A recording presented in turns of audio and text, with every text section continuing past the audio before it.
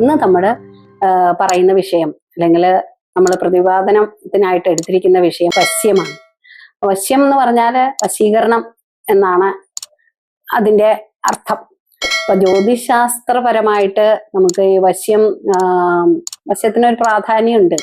അത് നമ്മളൊരു വ്യക്തിയുടെ ലഗ്നം, ചന്ദ്രരാശി, ശുക്രന്റെ ബലം, ചന്ദ്രന്റെ ബലം, ഇതെല്ലാം നോക്കിയിട്ട് നമുക്ക് ഒരാളുടെ വശ്യബലം മനസ്സിലാക്കാൻ പറ്റും. അതുപോലെ തന്നെ ഓരോ വ്യക്തിക്ക് വേറൊരു വ്യക്തിയോട് വശ്യതയുണ്ടോ, അല്ലെങ്കിൽ അയാളുടെ വലയത്തിൽ വരുന്ന രാശിയിലാണോ മറ്റേയാൾ എന്നൊക്കെ നോക്കാനുള്ള ഒരു രീതി നമ്മുടെ ജ്യോതിശാസ്ത്രത്തിൽ ഉണ്ട്.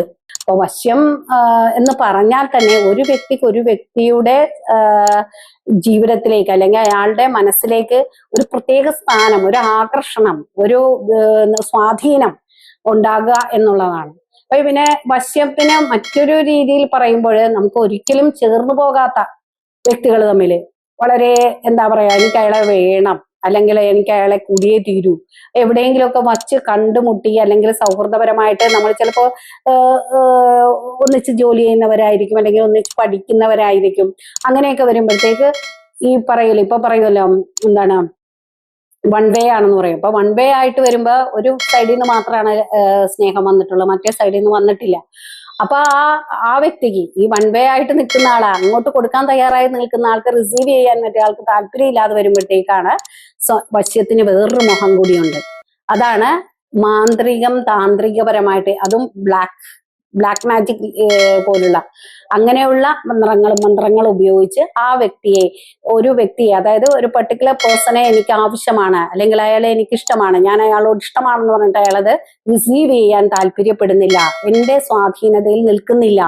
അപ്പൊ അയാളെ ബലമായിട്ട് മന്ത്രതന്ത്രങ്ങൾ ഉപയോഗിച്ച് അയാളെ കൊണ്ടുവരിക, തന്റെ സ്വാധീനതയിലേക്ക് കൊണ്ടുവരിക. അപ്പൊ ചിലര് സ്നേഹത്തിന് വേണ്ടി കൊണ്ടുവരാം, ചിലര് പണത്തിന് വേണ്ടി കൊണ്ടുവരാം, ചിലര് മറ്റ് എന്തെങ്കിലുമൊക്കെ എന്താ പറയാ, സെൽഫിഷ് ആഗ്രഹം, അതായത് സ്വന്തം ആഗ്രഹങ്ങൾ, സെൽഫിഷ്നെസ് കൊണ്ടുവരുന്നതാണ്. അതൊക്കെ സെൽഫിഷ്നെസ് എന്നാണ് വരുന്നത്. അപ്പൊ ഇതെല്ലാം വശ്യത്തിൽ പെടുന്നതാണെങ്കിലും നമ്മൾ നൈസർഗികമായ, ഇപ്പൊ ഒരു വ്യക്തിയോട് നമ്മൾക്ക് സ്വയം ഒരു വ്യക്തിയോട് നമുക്കൊരു ആകർഷണം തോന്നണമെന്നെങ്കിൽ ആ വ്യക്തിക്ക് ഒരു മനോബലം ഉണ്ടാകണം. അതുപോലെ തന്നെ അയാളെ കാണുമ്പോൾ തന്നെ അയാളൊരു എന്താ പറയാ, ഉണർവും ഉന്മേഷവും ഒക്കെയുള്ള ഒരു വ്യക്തിയാണെങ്കിൽ തീർച്ചയായിട്ടും എല്ലാവർക്കും അയാളോട് ഒരു ആകർഷണം ഉണ്ടാവും. നമ്മൾ വിവാഹ പൊരുത്തങ്ങൾ എടുക്കുമ്പോൾ വശ്യപൊരുത്തത്തിന് പ്രാധാന്യം വളരെയധികം കൊടുക്കുന്നുണ്ട്. വശ്യപൊരുത്തം വേണം എന്ന് പറയുന്നതിന്റെ കാരണം, ഒരാള് പറയുമ്പോൾ അയാളുടെ ആ രീതിയോട്, അയാളുടെ സ്വഭാവത്തോട്, അയാളുടെ സംസാര രീതിയോട്, അയാളുടെ പ്രകൃതത്തോട് ഒക്കെ മറ്റേ വ്യക്തിക്ക്, ഭാര്യ ആയാലും ഭർത്താവായാലും സൗഹൃദമായാലും അവിടെയൊക്കെ മറ്റേ വ്യക്തിക്ക് ഒരു സ്നേഹം തോന്നുക, ഒരു ആകർഷണം തോന്നുക, അയാളുടെ സ്വാധീനത്തിൽ നിൽക്കുവാൻ അയാൾക്ക് ഒരു തൃപ്തി തോന്നുക, മാനസികമായ ഒരു അടുപ്പം തോന്നുക. അപ്പൊ ഇതിനെയൊക്കെയാണ് നമ്മൾ വശ്യം എന്ന് പറയുന്നത്. അപ്പൊ ആ വശ്യം സ്വാഭാവികമായിട്ട് വരേണ്ട ഒന്നാണ്. അത് ഓരോ വ്യക്തിക്കും ഓരോ വ്യക്തിയോട് തോന്നേണ്ട, മനസ്സിൽ നിന്ന് വരേണ്ട ഒന്നാണ്. അപ്പൊ അതങ്ങനെ വരുന്നത് എങ്ങനെയാന്ന് വെച്ചാൽ, ഉദാഹരണത്തിന് ഞാൻ പറയാം. ഇപ്പൊ മേടൻ രാശി എന്ന് പറയുന്നത് ഒരു അഗ്നി തത്വ രാശിയാണ്. ആ മേടൻ രാശിക്കാർക്ക് തീർച്ചയായിട്ടും അഗ്നി തത്വ രാശിയായ ചിങ്ങൻ രാശിക്കാരോട് ഒരു പ്രത്യേക ആകർഷണം, അത് നൈസർഗികമായിട്ട് വരുന്ന ഒരു ആകർഷണമാണ്. അപ്പൊ ഈ രണ്ട് രാശികളും അഗ്നിതത്വമാണ്. അതുപോലെ മേടൻ രാശിക്കാര് പൊതുവെ ഒരു ഉത്സാഹികളായിരിക്കും, ഉത്സാഹം ഉണ്ടവർക്ക്, അതുപോലെ തന്നെ പ്രൗഢി ഉണ്ടവർക്ക്. അപ്പൊ ആ ഉത്സാഹവും പ്രൗഢിയും ഒക്കെ ചിങ്ങൻ രാശിക്കാർക്കും അതുപോലെ തന്നെ നല്ല മാന്യമായിട്ട് നിൽക്കുന്ന ലീഡർഷിപ്പ് ക്വാളിറ്റിയുള്ള, പ്രൗഢിയുള്ള, അങ്ങനെയൊക്കെയുള്ള സത്യസന്ധതയുള്ള ആൾക്കാരാണ്. അപ്പൊ ആ മേടൻ രാശിക്കാർക്ക് സ്വാഭാവികമായിട്ടും ചിങ്ങൻ രാശിക്കാരുമായിട്ട് ഒരു നൈസർഗികമായ വശ്യമുണ്ട്. അപ്പൊ അങ്ങനെ അതുപോലെ തന്നെ നമുക്ക് ഇടവൻ രാശി ശുക്രന്റെ രാശിയാണ്. കന്നി രാശിക്കാരുമായിട്ട് അതുപോലെ ഒരു നൈസർഗിക വശ്യമുണ്ട്. അപ്പോ ഇടവൻ രാശി എന്ന് പറയുമ്പോഴത്തേക്ക് അവർക്ക് കുറച്ച് ഉത്സാഹവും അതുപോലെ തന്നെ കമ്മ്യൂണിക്കേഷൻ, കന്യരാശിക്കാർക്കാണെങ്കിൽ ബുധന്റെ സ്വാധീനം ഉള്ളത് കൊണ്ട് നന്നായി ആശയവിനിമയം ചെയ്യുന്ന ആൾക്കാരായിരിക്കും, സരസമായിട്ട് സംസാരിക്കുന്നവരായിരിക്കും. ശുക്രൻ രാശിക്കാരാണെങ്കിൽ നല്ല ഉത്സാഹഭരിതരായിരിക്കും, കലയിലും കാര്യങ്ങളിലും ഒക്കെ താല്പര്യമുള്ളവരായിരിക്കും. അപ്പൊ അവര് തമ്മിലും സ്വാഭാവികമായിട്ടുള്ള ഒരു ആകർഷണം ഉണ്ടാകും. അപ്പൊ ഈ രാശികൾ, അതേപോലെ മീനൻ രാശിയും അതുപോലെ തന്നെ ഈ കർക്കടകൻ രാശിയുമായിട്ട് സ്വാഭാവികമായ ഒരു നൈസർഗികമായിട്ടുള്ളത് സ്വതസിദ്ധമായിട്ട് അവര് ഒരു ആകർഷണ വലയത്തിലായിരിക്കും ആ രാശികൾ തമ്മിൽ. അപ്പൊ മീനൻ രാശിയും ജലതത്വ രാശിയാണ്, അതുപോലെ തന്നെ കർക്കടകൻ രാശിയും ജലതത്വ രാശിയാണ്. നമുക്കറിയാം കർക്കടകൻ രാശിയുടെ അധിപൻ ചന്ദ്രനാണ്. അപ്പൊ ആ വ്യക്തികൾക്ക് ചന്ദ്രന്റെ സ്വാധീനമുള്ള വ്യക്തികളാണ് കർക്കടകൻ രാശിയിലുള്ളവര്. അവര് സ്വാഭാവികമായിട്ട് അവർക്ക് ഒരു എന്താണ് ഒരു കെയറിങ് കൊടുക്കാൻ കഴിവുള്ളവരായിരിക്കും. അപ്പൊ അവർക്ക് പൊതുവെ ഒരു സ്നേഹവും സ്നേഹസമ്പൂർണമായ ഒരു ഇടപെടലുകൾ അവരുടെ ഇടയിൽ നിന്നുണ്ടാവും. ഒരു സാന്ത്വനം അങ്ങനെയുള്ള ആൾക്കാരായിരിക്കും. അതുപോലെ മീനൻ രാശിയിൽ ആൾക്കാരെന്ന് പറയുമ്പോൾ അവർക്കൊരു പ്രത്യേക സൗമ്യത ഉണ്ടാവും. കാരണം അത് മീനൻ രാശി എന്ന് പറയുമ്പോൾ തന്നെ നമുക്കറിയാം അത് ഗുരുവിന്റെ രാശിയാണ്. അപ്പൊ അവർക്ക് കുറച്ച് ക്ഷമയും നല്ല സൗമ്യമായ ഇടപെടലുകളും ആത്മീയ താല്പര്യതയും ആത്മീയമായിട്ട് ഉയർന്ന ഒരു രീതിയായിരിക്കും അവർക്കുള്ളത്. അപ്പൊ ആത്മീയപരമായിട്ടും ഒരു വ്യത്യസ്തരായിരിക്കും അവർ. അപ്പൊ ആ ആൾക്കാരെ മീനൻ രാശിക്കാരന്റെ ആത്മീയതയും അവരുടെ സൗമ്യതയും അവരുടെ സത്യസന്ധതയും കർക്കിടകൻ രാശിക്കാർക്ക് അതൊരു വലിയ ആകർഷണം തോന്നും. അതുപോലെ കർക്കിടകൻ രാശിക്കാരുടെ ഈ പറഞ്ഞ കെയറിങ്, അതുപോലെ അസാന്ത്വനം, പരിലാളന കൊടുക്കാനായിട്ട് ഒരു കൂടുതൽ താല്പര്യമുള്ള ഒരു രാശിക്കാരാണ് അവർ. അപ്പൊ അവര് തമ്മിൽ നല്ല ആകർഷണം ഉണ്ടാകും. ഇത് സ്വാഭാവികമായിട്ട് വരുന്നതാണ്. അപ്പൊ അങ്ങനെ ഉള്ളത് കൊണ്ടാണ് ജ്യോതിശാസ്ത്രപരമായിട്ട് നമ്മൾ പറയുമ്പോൾ ഒരു വിവാഹം എടുക്കുമ്പോൾ നമ്മൾ വശീപുരത്തുകൊണ്ടോ രാശികൾ തമ്മിൽ ചേരുമോ എന്നൊക്കെ നോക്കുന്നതാണ്. അപ്പൊ പൊതുവേ നമ്മള് ഇതൊക്കെ പറയുന്നത് നമുക്ക് നൈസർഗികമായിട്ട് വരുന്ന വശ്യങ്ങളാണ്. അതിനപ്പുറത്തേക്ക് നമ്മളൊരു വ്യക്തിയെ തന്നിലേക്ക് അടുപ്പിക്കാൻ വേണ്ടി ദുർമാർഗങ്ങളിലൂടെ ശ്രമിക്കുമ്പോൾ ആ വ്യക്തിക്ക് വളരെയധികം മാനസികമായിട്ടും അതുപോലെ ഭൗതികമായിട്ടും കുറെ മാറ്റങ്ങൾ ഉണ്ടാവും. അതായത് ആ വ്യക്തി ഏത് വ്യക്തിയാണോ ചെയ്യുന്നത് അയാളുടെ അടിമയായി പോവുകയാണ് ചെയ്യുന്നത്. കാരണം അയാൾ എന്താണോ ഉദ്ദേശിക്കുന്നത് അതിനുവേണ്ടി ഇയാൾ വിധേയനാകുന്നു. മനസ്സിൽ അയാൾക്ക് ചിലപ്പോൾ ഇത് തെറ്റാണെന്ന് തോന്നിയാൽ പോലും എതിർത്ത് സംസാരിക്കാൻ പറ്റാതെ വരും.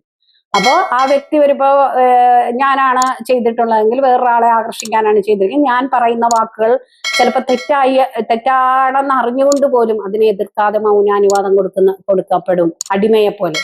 അതുപോലെ തന്നെ അയാളോട് വല്ലാത്തൊരു ആകർഷണം നമുക്ക് തോന്നും. ആകർഷിക്കപ്പെടേണ്ടതല്ല, മറ്റുള്ളവരുടെ കണ്ണിൽ തീർച്ചയായും വ്യത്യസ്തത തോന്നുന്ന പല ബന്ധങ്ങൾ അങ്ങനെ ചെന്ന് ചാടിയിട്ടുണ്ടാവും. അപ്പൊ ഇതൊക്കെ സത്യം പറഞ്ഞാൽ അങ്ങനെ ഒരു ബലമായ ഒരു ആകർഷണം കൊണ്ട് അങ്ങനെ ഒരു വശ്യം സത്യം പറഞ്ഞാൽ അതൊരു നീതി അല്ലെങ്കിൽ സത്യസന്ധമായ ഒരു രീതിയല്ല. അപ്പൊ അത് പ്രോത്സാഹിപ്പിക്കപ്പെടേണ്ടതുമല്ല. അതേസമയം നമുക്കൊരു സൗഹൃദം ഉണ്ടായിരുന്നു, പെട്ടെന്ന് എന്തെങ്കിലും ഒരു മിസ്അണ്ടർസ്റ്റാൻഡിങ് വന്ന് അത് അകന്നു പോയിട്ടുണ്ടെങ്കിൽ നമുക്ക് സാധാരണ ദേവീപാസന കൊണ്ട്, അതായത് പാർവതി ദേവി, ലക്ഷ്മി ദേവി, ലക്ഷ്മി നാരായണ പൂജ, ഉമാമഹേശ്വര പൂജ, അങ്ങനെയുള്ള സങ്കല്പത്തിലെ ദേവിമാരുടെയും ഉപാസന കൊണ്ട് നമുക്ക് ആ വശ്യം നമ്മളിൽ ഉണ്ടാക്കാനും ആ വ്യക്തിയെ നമ്മളിലേക്ക് അടുപ്പിക്കാനും സാധിക്കും. അതെന്ന് പറഞ്ഞാൽ അത് സാത്വികമായ രീതിയാണ്.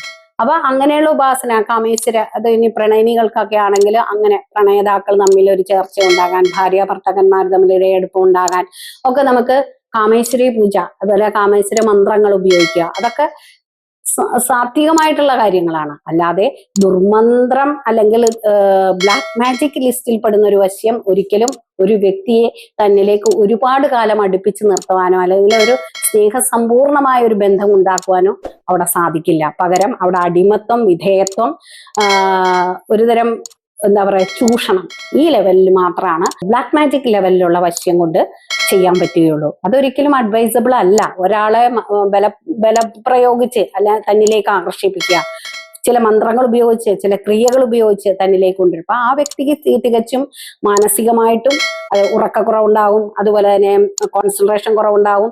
വീട്ടിൽ ഇപ്പൊ ഒരു ഭർത്താവിനെ ഒരു സ്ത്രീയാണ് അങ്ങനെ വശ്യം ചെയ്ത് ബലപ്രയോഗത്തോടെ കൂടി, അതായത് ദുർമന്ത്രവാദത്തിലൂടെ വശ്യം ചെയ്യാൻ ശ്രമിച്ചാൽ ആ ഭർത്താവ് വീട്ടിൽ വരുമ്പോ അയാൾക്ക് ഭാര്യയോട് ഇണങ്ങി ജീവിക്കാൻ സാധിക്കാതെ വരും. അപ്പൊ ബന്ധങ്ങൾ അവിടെ വിച്ഛേദിക്കപ്പെട്ടു പോകുന്നു.